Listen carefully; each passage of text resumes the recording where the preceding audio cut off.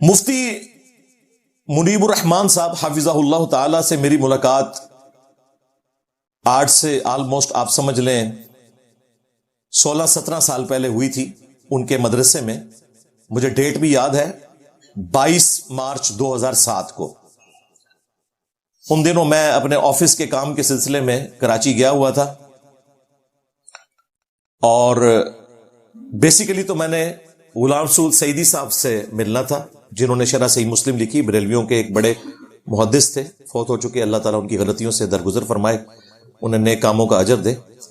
تو وہ مفتی صاحب کے مدرسے میں شیخ الحدیث تھے اور رات کو پھر میں اسی مدرسے میں رکا کیونکہ صبح فجر کے بعد ہماری فلائٹ تھی اسلام آباد کے لیے واپسی کی. تو 22 مارچ 2007 کو مفتی منیب الرحمان صاحب سے بھی ملاقات ہوگی حادثاتی طور پر. چونکہ ان کے مدرسے میں تھے تو میں نے پوچھ لیا کہ بیٹھے میں, ان کا ہاں بیٹھے میں. تو میں نے کہا کہ انہیں بتائیں اس طرح ہم لوگ ایک سینسٹیو آرگنائزیشن سے تعلق رکھتے ہیں, ایٹامک انرجی کے ادارے سے, تو اپنے کام کے سلسلے میں ہم بلوچستان آئے ہوئے تھے, تو واپسی پہ آپ کے مدرسے میں اگر آپ 5 منٹ دے دیں. ان دنوں مفتی صاحب تو آپ کو پتا ہے آسمانوں پہ بیٹھے ہوئے تھے, رؤیت ہلال کمیٹی کے چیئرمین تھے اور 20 سال تک وہ چیئرمین رہے ہیں. سرکاری ان کو سیکورٹی ملی ہوئی تھی. خیر انہوں نے شفقت فرمائی, 5 منٹ دیے تھے لیکن ہم تقریباً 40 منٹ بیٹھ کے پھر گفتگو کرتے رہے آپس میں. اس وقت میں ابھی ٹرانزیشن پیریڈ میں تھا, یعنی تحقیق کر رہا تھا, بریلویت ابھی مکمل طور پر چھوڑی نہیں تھی. مفتی صاحب کو جب پتا چلا اسلام آباد سے ہیں تو انہوں نے شفقت فرمائی, ٹائم دیا, اور اسی دوران وہاں پر ڈاکٹر عامر لیاقت صاحب رحمہ اللہ تعالی کی کال بھی ان کو آئی. عالم آن لائن پروگرام چلتا تھا تو مفتی صاحب نے میرے سامنے وہ کال سنی. میں نے ان سے پوچھا کس کی کال تھی تو انہوں نے کہا کہ یہ وہ عامر لیاقت کی تھی. باقی بات مفتی صاحب کی میں نے خود ہی چونکہ سن لی تھی, مجھے پتا چل گیا. وہ ڈاکٹر صاحب ان سے کہہ رہے تھے کہ آج پروگرام میں ہم فلاں فلاں علماء ہیں, دیوبندی, اہل حدیث اور شیعہ, بتائیں کس کس کو بلانا ہے. یعنی مفتی صاحب یہ ڈیسائیڈ کرتے تھے کہ پینل میں کون سا مولوی دوسرے فرقے کا بیٹھا ہونا چاہیے. تو مفتی صاحب نے بتایا اس کو نہ بلاؤ, اس کو بلا لو. وہاں پر گفتگو کے دوران مفتی صاحب سے جب ڈسکشن ہوئی اور میں نے بریلوی فرقے کی چند کمزوریاں ہائی لائٹ کی تو میں بڑا حیران ہوا کہ اس زمانے میں بھی مفتی صاحب بریلویوں کی غلطیوں کو غلطی مانتے تھے, اور نعت خانوں کی جو آج کل وہ کلاس لے رہے ہیں یہ اس زمانے میں بھی لیتے تھے, اور پیروں کی بھی.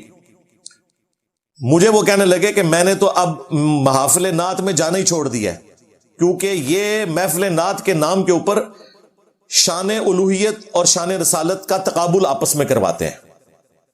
بجائے رسول اللہ کی شان بیان کرنے کے صلی اللہ علیہ وآلہ وسلم, اللہ اور اس کے رسول کا مقابلہ کروانا شروع کر دیتے ہیں.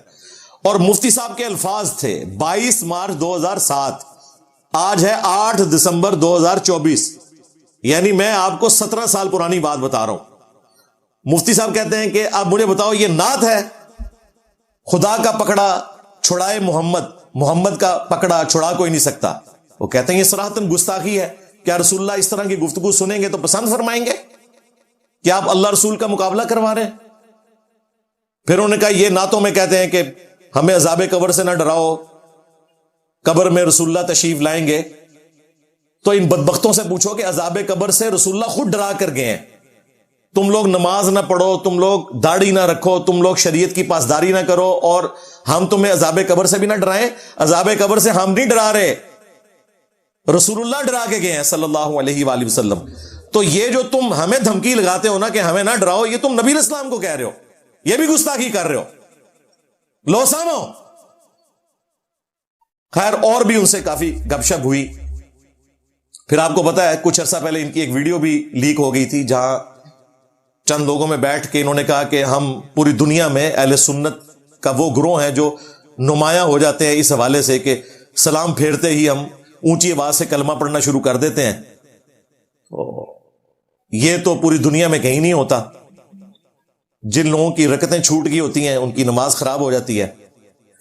یہ ان کی ویڈیو لیک ہو گئی تھی, اس کی وجہ سے بھی کافی بریلوی ناراض ہوئے تھے. حالانکہ بریلویوں کو ناراض نہیں ہونا چاہیے, اور یہ تمہارے اعلی حضرت جو دین تصوف کے بانی تھے سب کانٹیننٹ میں, ان کی جو مسجد ہے نا منظور الاسلام بریلی مدرسے کے ساتھ جہاں ان کا مزار بھی ہے, وہاں پر جو مسجد ہے نا اس میں بھی 5 نمازوں میں جماعت کے بعد کلمہ نہیں ہوتا اونچی آواز سے.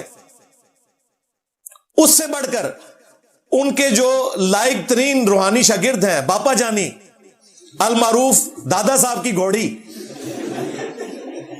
ان کا جو مدرسۃ المدینہ ہے کراچی میں جہاں بیٹھ کے وہ ریکارڈنگ کروا رہے ہوتے ہیں, اس مسجد میں بھی نماز کے بعد کلمہ اونچی آواز سے نہیں ہوتا.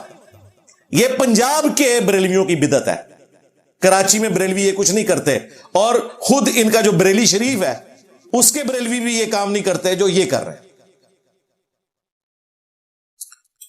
تو وہ کلمے والی بات مفتی منیب الرحمان صاحب حفظہ اللہ تعالی کی بالکل درست تھی, جو انہوں نے کہا کہ ہم بالکل ممتاز نظر آ رہے ہیں.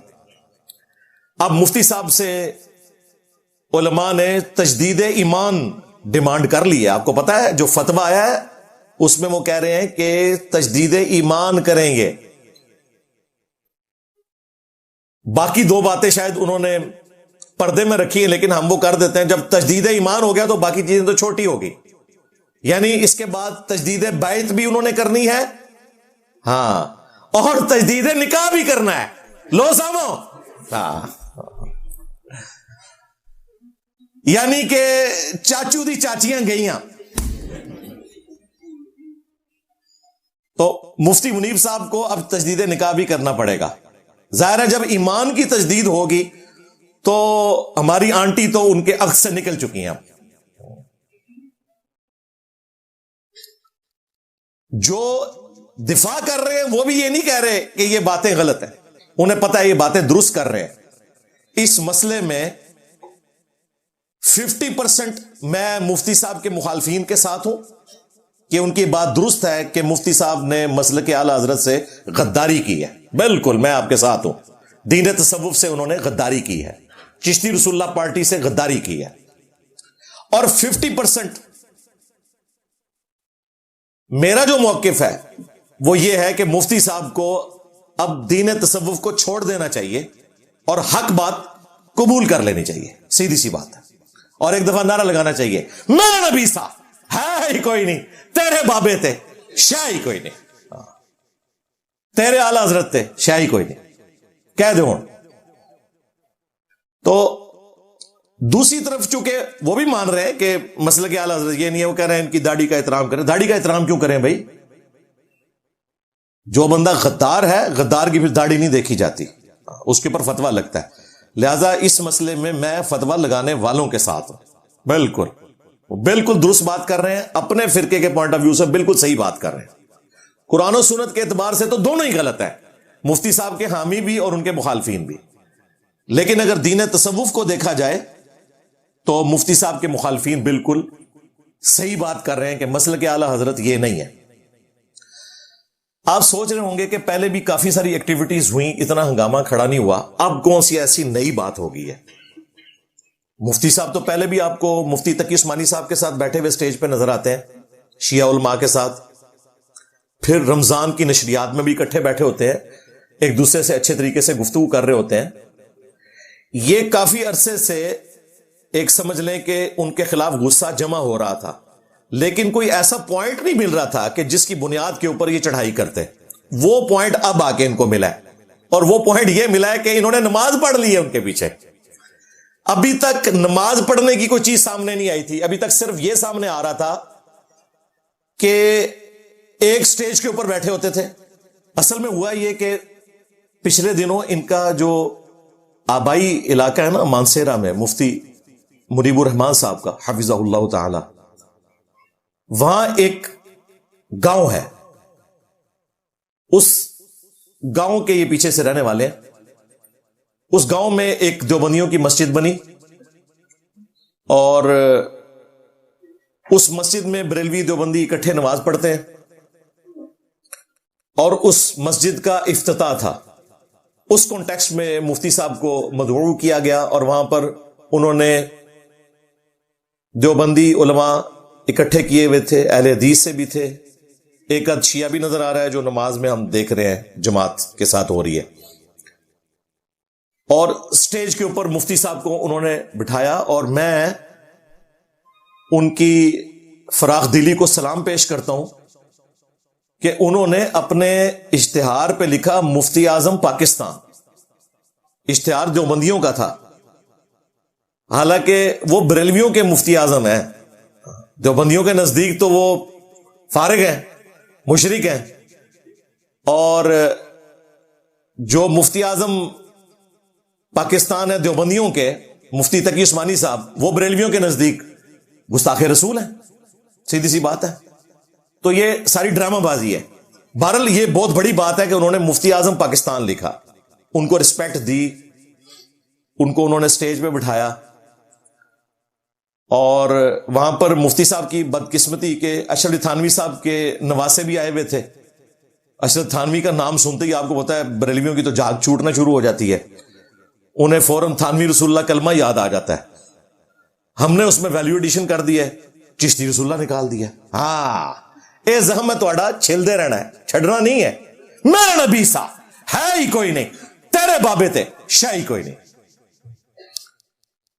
اب وہاں پر نماز بھی ہوئی اور مفتی صاحب کی بدقسمتی کہ اس دفعہ انہوں نے مفتی صاحب کو مصلی پہ نہیں کھڑا کیا، بلکہ وہ دیوبندی عالم تھے، ظاہر ہے انہوں نے اسی کو پرائورٹی دینا تھا. مسجد دیوبندیوں کی تھی، پیچھے انہوں نے نماز پڑھی. یہ ایک ڈفرنس ہے جس کی وجہ سے اب یہ بھڑک اٹھے ہیں کہ آپ نے نماز ان کے پیچھے کیوں پڑھ لی. اس کی وجہ سے اب آپ مرتد ہو گئے ہیں، کیونکہ اپنی نماز کا امام آپ نے ایک دیوبندی کو بنایا، اور وہ دیوبندی جو اشرف تھانوی، قاسم نانوتوی، رشید احمد گنگوئی کے عقائد کو درست سمجھتا ہے، اور حسام الحرمین میں جو اعلی حضرت نے ان پر کفر کے فتوے لگائے، اس کے جواب میں المحند علی المفند میں انہوں نے جھوٹا دفاع کیا اپنی گستاخانہ عبارتوں کا. وہ المحند کو صحیح سمجھتے ہیں، حسام الحرمین کو غلط سمجھتے ہیں. یہ ساری چیزیں اب چونکہ جمع ہوئی اور مین ڈفرنس آیا، نماز پڑھ لی. انہوں نے کہا بس یہ اب دی اینڈ ہو گیا. اب وہ پرانی باتیں بھی نکال رہے ہیں کہ ہم تو بڑے عرصے سے انتظار کر رہے تھے کہ شاید مفتی صاحب توبہ کر لیں، اور ان کو ہم مختلف اوقات میں پیغام بھی بھجواتے رہے، سوشل میڈیا کے ذریعے بھی، پرسنلی بھی، لیکن مفتی صاحب باز نہیں آئے. لہٰذا اب ہمیں موقع مل گیا کہ اعلی حضرت کے ساتھ جو انہوں نے غداری کی ہے اس کا جواب ان کو دیا جائے. آج انشاءاللہ تعالی میں 5 علمی پوائنٹس میں اس پورے ایپیسوڈ کے اوپر اپنا کاؤنٹر نیریٹو کہہ لیں یا اپنا کریٹیکل انالیسس آپ کے سامنے رکھوں گا انشاءاللہ تعالی. اور اس میں جو علمی پوائنٹ نمبر 5 ہے اس کے اندر میں 12 ایگزامپلز، یعنی کہ ہاف 24 نمبر، یعنی ہاف وہابی، ہاف گد کی نسبت سے، یہ 12ویں شریف کی نسبت سے نہیں، ہاف گد کی نسبت سے. مسلک اعلی حضرت کو میں ان کی کتابوں سے، اعلی حضرت کی کتابوں سے ایکسپوز کروں گا، صرف صوفیاء کی کتابوں سے نہیں، اعلی حضرت کی کتابوں سے. اور یہ ہاف 24 نمبر جو ریفرنسز ہیں وہ قیامت تک کے لیے دین تصوف کے لیے چیلنج ہے کہ ان باتوں کا جواب دیں. ادروائز یہ ڈفرنس چھوڑ دیں کہ عشق و محبت اعلی حضرت نہیں، آپ لوگ بھی اسی دین تصوف کا حصہ ہو جس کو دیوبندی آگے لے کے چل رہے ہیں. بیسیکلی یہ پیچھے سے دونوں ایک ہیں، امداد اللہ مہاجر مکی، ہاں وہ ہے اصل میں ان کا مشترکہ بابا جس نے وہ غوث پاک کا دھوبی لکھا ہے. اور وہ بڑے فخر سے سناتے ہیں جی کہ اشرف تھانوی کے بھی مرشد غوث پاک کا دھوبی والا واقعہ لکھ رہے ہیں اور ہمیں دھونس لگا رہے ہیں. ہم تمہارے بزرگوں کو کیا سمجھتے ہیں بھائی؟ ہمیں کس چیز کی دھونس لگاتے ہو؟ تو غوث پاک کا دھوبی تو ہم نے کب سے مار دیا اللہ کے فضل سے. جعلی باتیں. تو پیچھے سے ان کا دین تصوف ہی ہے. حنفی فقہ میں اکٹھے ہیں یہ، بلکہ اس سے اگلی بات، حنفی بریلوی، حنفی دیوبندی، حنفی قادیانی، یعنی کہ چشتی رسول اللہ، تھانوی رسول اللہ اور قادیانی دجال. اس نے ویسے قادیانی رسول اللہ کبھی نہیں پڑھوایا، اس لیے میں اس پہ وہ جھوٹا الزام نہیں لگا سکتا. اس نے اپنے آپ کو امتی نبی کہا ہے، ڈائریکٹ نبی ان کے بزرگوں نے کہا ہے. وہ محمد رسول اللہ ہی پڑھواتا تھا، لیکن اس نے امتی نبی ہونے کا دعویٰ کیا جس کی وجہ سے ہم نے ان کو کافر ڈکلیئر کیا. اس لیے میں قادیانی رسول اللہ نہیں بولوں گا، ہاں لیکن تھانوی رسول اللہ، چشتی رسول اللہ اور قادیانی دجال. وہ اپنے آپ کو فخریہ حنفی کہتے ہیں، قادیانی فقہ میں حنفی ہیں، بغیر رفع الیدین کے نماز پڑھتے ہیں، اور الحمدللہ ہم اہل سنت کے منہج پر ہیں۔ یہ اہل سنت کے بزرگوں کی کتابیں میں نے رکھی ہوئی ہیں نا، ہم ان بابوں کو مانتے ہیں جو کتابوں کو مانتے ہیں، جو کتابوں کے غدار ہیں ان بابوں کو ہم نہیں مانتے۔ تو امام بخاری، امام مسلم نے نماز کا طریقہ رکوع میں جاتے وقت اور رکوع سے اٹھتے وقت رفع الیدین کے ساتھ لکھا ہے۔ ہم اور ہمارے اسٹوڈنٹس اس طریقے پہ نماز پڑھتے ہیں جو اہل سنت کی کتابوں میں ہے، جبکہ حنفی بریلوی، حنفی دیوبندی اور حنفی قادیانی تینوں بغیر رفع الیدین کے نماز پڑھتے ہیں، بلکہ ان کے نام نہاد خلیفہ کی ویڈیو ہے کہ ہم فقہ میں حنفی ہیں۔ دیکھیں دماغ جب کسی بندے کا خراب ہو جائے، ایک طرف امتی نبی کلیم کیا ہوا ہے اس دجال کو، اور وہ نبی ایک دوسرے امتی کا مقلد ہے، لو سامو، کم از کم امام حنیفہ کو تو نبی ڈکلیئر کر دیتے نا امتی، تاکہ ایک نبی دوسرے نبی کا مقلد ہو جاتا۔ ہاں یہ آپ اس کو ہلکا نہ سمجھیے گا، یہ بہت بڑی ایک سمجھ لے ایک کمزوری ہے ان کے اس دعوے کے اندر۔